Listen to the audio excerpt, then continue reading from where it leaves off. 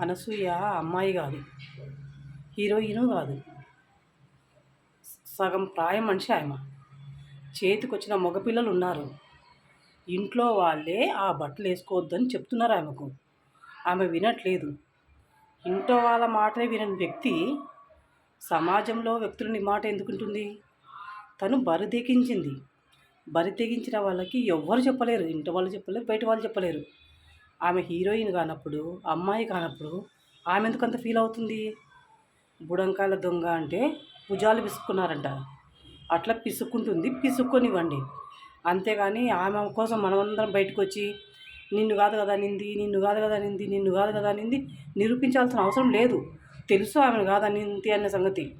కానీ ఆమె ఇట్లా కావాల్సిన ఇట్లా వైరల్ అవ్వడానికి ఇట్లా చేస్తుంది. అంతేగాని మనం అంతా దాని గురించి ఏకీభవించాల్సిన అవసరం లేదు.